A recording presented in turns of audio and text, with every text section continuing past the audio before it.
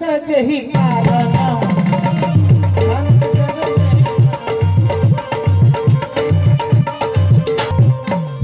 मेरे भाई बहन लक्ष्मण जी ने कहा प्रभु रघुवंशी कर सहज स्वभाव मन को बंध पग धरिए न पाऊ।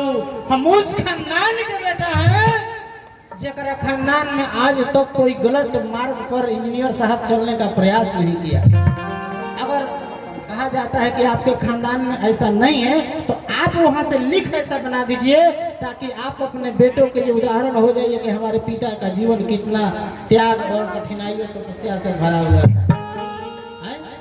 कहा कि लीके लीके गाड़ी चले लीके चले कपूत लिख छाड़ तीन चले शेर शायर सपूत। जंगल में इंजीनियर साहब जो शेर अपना मार्ग बनाता है वो अपना अलग मार्ग बनाता है। वो किसी के पद चिन्ह पर चलने का प्रयास हीरा के वो अलग पहचान है। आलू खड़ा खड़ा करवा 20 रुपए किलो जा।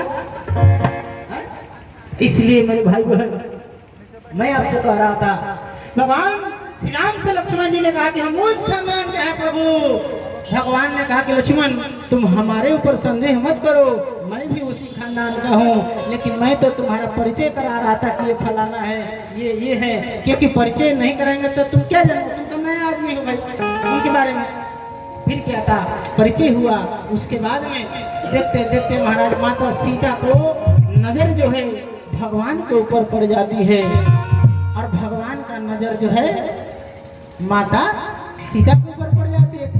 कहते हैं कि आंखों ही आंखों से कोई बात कर लेता है आंखों ही आंखों से कोई मुलाकात कर लेता है लेकिन बहुत मुश्किल होता है जवाब दे पाना जब खामोश रहकर इन आंखों से कोई कुछ सवाल कर लेता है। जवान चुप रहेगा लेकिन सवाल आंख से हो जाएगा। फिर क्या था राम जी को ऐसा शोभा था ऐसा स्वरूप था कि देख कर अरे राम जी को जनक नंदनी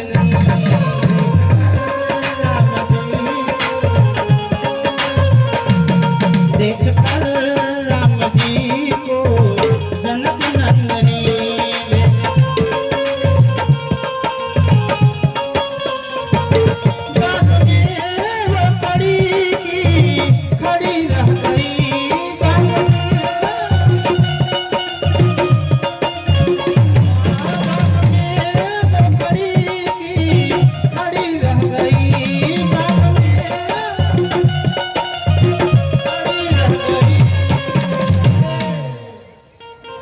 राम देखे सिया को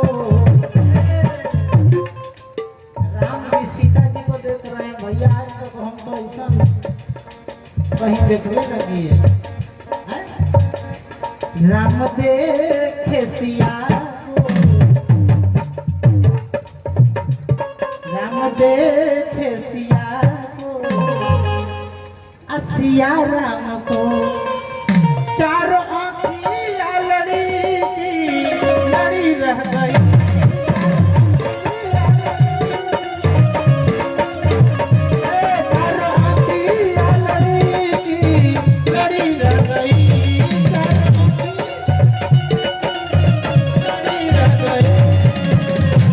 अरे राम के सिया को सिया राम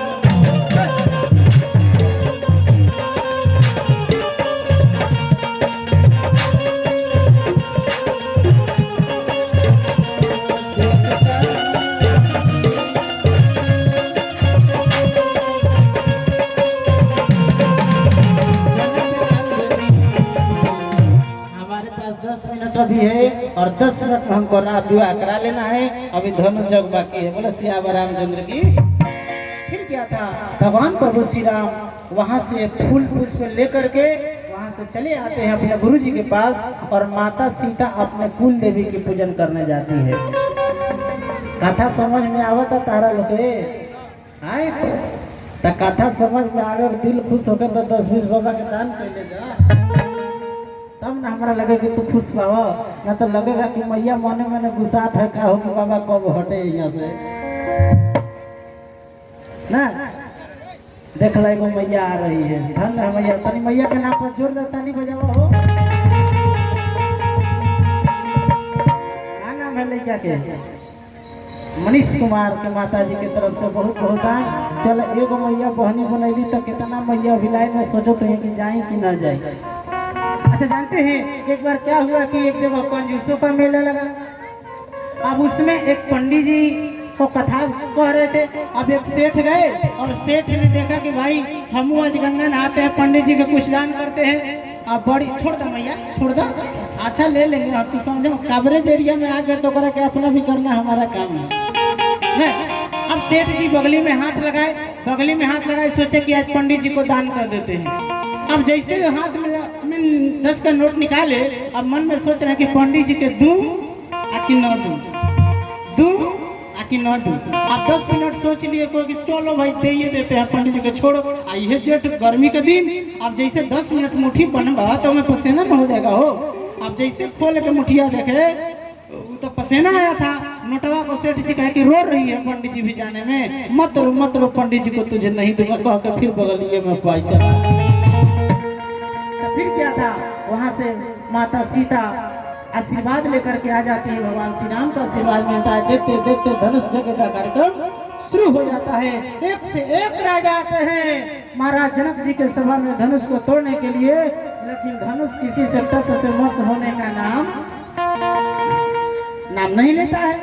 यहाँ तक कि अरे भूप सहस दस एक ही अलग उठा मन लेकिन करही न तारा।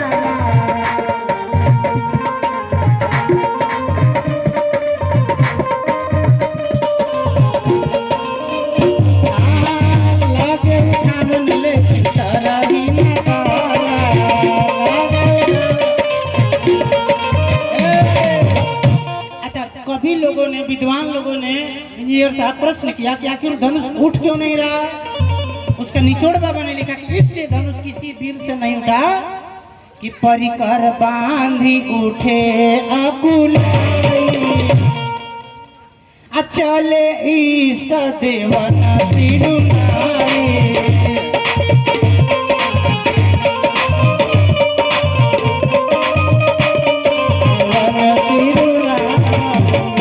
इसलिए नहीं उठा धनुष किसी से कि कोई भी काम करना चाहिए तो सबसे पहले अपने माता पिता गुरु के चरणों में जहाँ भी हो मन ही मन प्रणाम करना चाहिए।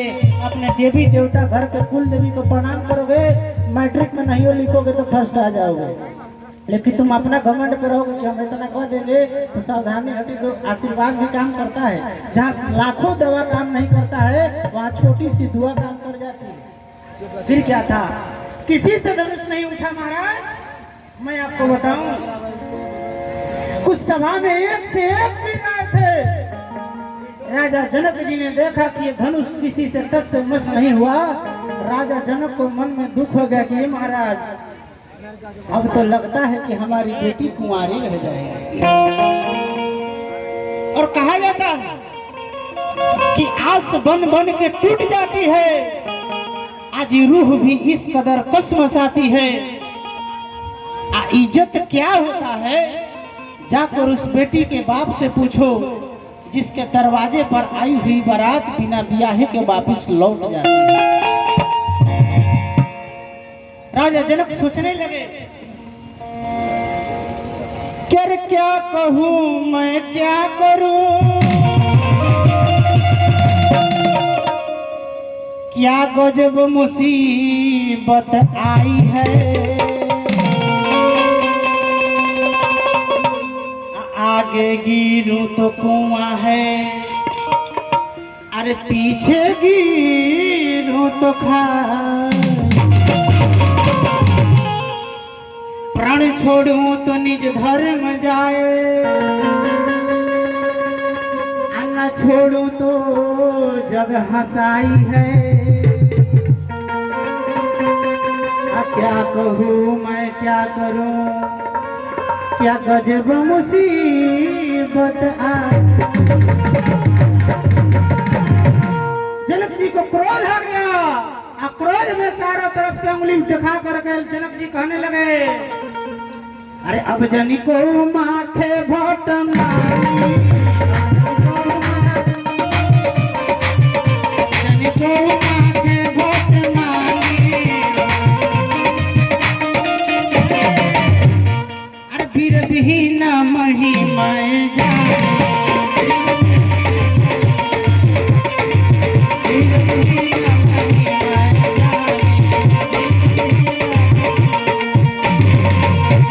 जनक जी ने कहा कि मैं समझ गया कि इन सभा में कोई वीर नहीं है, सब के सब गढ़ुआ बैल है। अगर एक भी वीर होता तो ये धनुष टूट गया होता और हमारी पुत्री सीता के जो हाथ में मेहंदी लगाया गया है इसको दोबारा छोड़ाने की नौबत नहीं है। आप चारों तरफ उंगली किए, सब तो सह लिया, लेकिन वही में ब्रेक फेल गाड़ी लक्ष्मण जी थे। लक्ष्मण जी ने कहा कि जनक महाराज, चारों ओर उंगली करते हो ये तो ठीक है, लेकिन हमारा भगवान स्वामी जी और काहे उंगली कर रहे हैं? भगवान स्वामी जी की कृपा है कि हम लोग आपके सामने कुछ बोल रहे हैं। ऐसे महात्मा है कि हमारे जैसे लाखों भक्ता को अपने साथ लेकर चलते हैं। इनका कृपा है और इन्हीं का प्रेम है कि आप लोगों से दर्शन हो रहा है। आप बड़ी श्रद्धा से हम भी स्वामी जी के दर्शन करने आए। मैं आपसे कह रहा था, लक्ष्मण जी ने कहा कि चारों तरफ उंगली दिखाओ तो रहे हो ठीक है, लेकिन मेरे तरफ उंगली मत दिखाओ। जनक जी महाराज ने सोचा कि अरे भाई, लगता है कि लैलवा में एगो दूगो बाकी रह गया था। जनक जी को थोड़ा सा हिम्मत आया, जनक जी चुप हो गए। लक्ष्मण जी कहने लगे थे, कहीं जनक जैसी अनुचित वाणी। जनक, तुमने जब पहली बार भगवान को देखा था तो तुमने कहा था कि श्याम सौर गुंडर दो भाई, ये कौन है? इन्हीं विलोमतति अनुरागा बरबस ब्रह्म सुकहि मन त्यागा, ये ब्रह्म है। और जानते हो कि धरती पर ब्रह्म आ चुका है, फिर भी तुम कह रहे हो कि वीर विहीन मही में जानी। इसका मतलब कि तुम विदेह नहीं हो, तुम एक नंबर का मूर्ख हो। एक नंबर का तुम मूर्ख हो, तुम विदेह झूठे कह रहे हो। अब जनक जी महाराज भी भाई बैरागी आदमी, भी भड़क रहे। तब तक बाबा विश्वामित्र मुनि ने देखा कि हम नहीं बोलेंगे तो ये दोनों आपस में लड़ कट के मर जाएगा। वहीं भी बड़ा बड़ा युद्ध होता है तो युद्ध के समझौता संत महात्मा किए हैं। भीष्म पितामह को और परशुराम भगवान का युद्ध शुरू हो गया, वहां पर बीच में संत महात्मा को आना पड़ा। कहीं भी देखिए, अभी मारी सुबाहु को आप देखे जब मैं बिगिन डाल रहा था, वहां पर विश्वामित्र बाबा आए राम लक्ष्मण को लेकर। इसलिए भगवान श्री राम से बाबा विश्वामित्र मुनि ने कहा, अरे उठहु राम भंजहु भव चापा, उठहु राम भंजहु भव चापा, अरे मैं कहूँ तात जनक परितापा।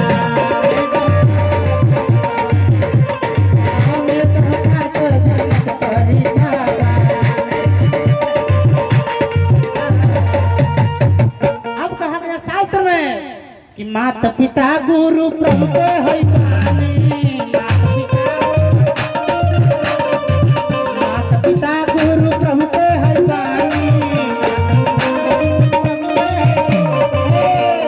किसका?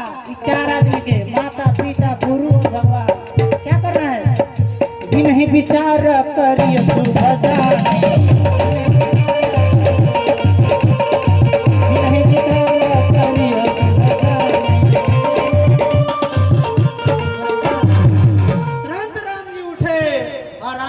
धनुष के पास एक हाथ से धनुष को उठाया और एक हाथ से धनुष की प्रेमता को खींचा। देखते धनुष टूट गया और सारे लोग जयकारी बोले कि बोलो प्रेम से सियावर रामचंद्र की। अब सखियों ने कहा सीता को कि सीता, अब जल्दी से राम जी के गले में माला पहना दो, तो फिक्स हो गया कि तुम्हारा दूल्हा यही होंगे। अब सीता जी ने कहा क्या रे, बगले में बाबूजी खड़े हैं, बगले में भैया खड़े हैं, बगले में चाचा खड़े हैं, अब बगले में हमारे मामा आए हैं। अगर हम घबरा के माला पहना देंगे तो लोग क्या कहेगा कि लड़का से ज्यादा तो बियाह करे खातिर लड़कियां घबराएंगी।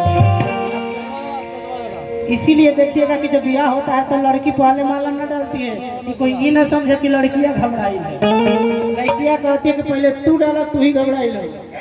अब फिर क्या था, सखियों ने कहा कि ले जाने का काम खत्म हो गया, माँ बाप विवाह करते हैं, वो सब जानते हैं कि किस लिए हो रहा है, खानदान का बढ़ेगा, धर्म में रहकर आचरण पवित्र रहकर हम खानदान की वृद्धि करेंगे। फिर क्या था, सखियों ने कहा अरे टूटल धनुष जग में हो गइल टूटल धनुष जग में हो गइल टूटल धनुष पहिराव सीता जी पहिराव सीता जी श्री राम जी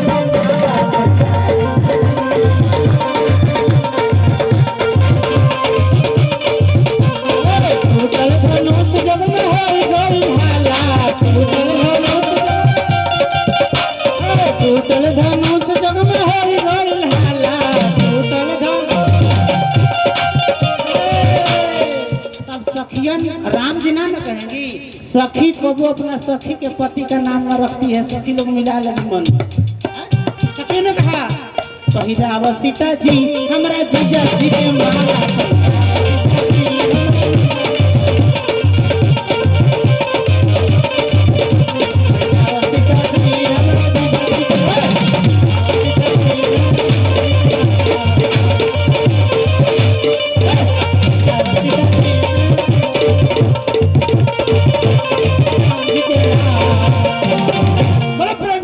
रामचंद्र की। फिर क्या था, गुरुजन लाज समाज बड़ा देख सीओ सुखचान, लेकिन माता सीता को सखियों ने जबरदस्ती माला ले जाके गला में डलवा दिया। घर के लोग देखते हैं कि बेटा बेटी का उम्र हो गया है, एक गला में फांसी के माला पहले ही पहना दो कि ये न बिगड़ेगा काम, इसलिए बढ़िया से धनुष टूटा। लेकिन आगे हमारे भगवान स्वामी जी का मंच पर आगमन हो चुका है, हमारे पुष्पा शास्त्री जी का भी आगमन हो चुका है। देखिए मंच आज कितना अच्छा लग रहा है, अपनों के बीच में बैठने में लगता है कि प्रेम क्या है, और भगवान स्वामी जी की कृपा तो हमारा ऊपर बराबर बरसता है। इसलिए आइए दो बार भगवान को छोटा सा नाम ले लीजिए, और उसके बाद हमारे पुष्पा शास्त्री जी के द्वारा बहुत ही सुंदर रहस्यमय कथा आप लोग भी सुने, और हम भी वहाँ बैठे रहते हैं।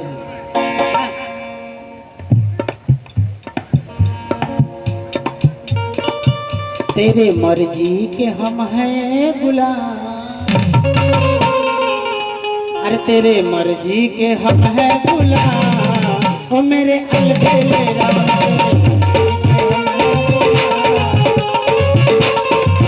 तेरे मर्जी के हम हैं गुलाम, मेरे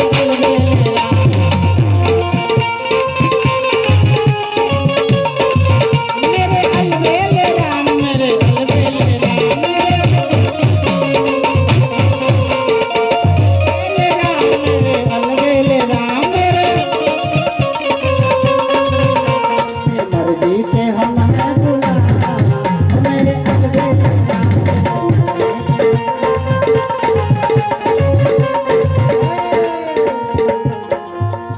तेरी रजा में मेरी रजा है। अभी मत सोचिए कि हम जबरदस्ती वाले हैं ना भैया, अगर जिसमें आपकी खुशी है तो उसी में हमारी खुशी है। तेरी मर्जी में मेरी रजा है,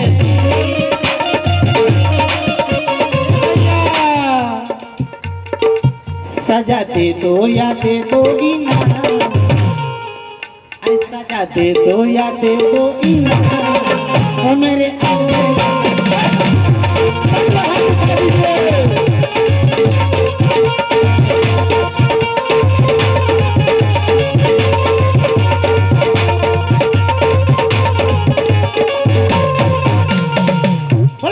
भगवान स्वामी जी महाराज की, जग पुरुषोत्तम भगवान की, सभी देवी देवता महाराज की। आइए अब हमारे आगे के स्वामी जी का जैसा निर्देश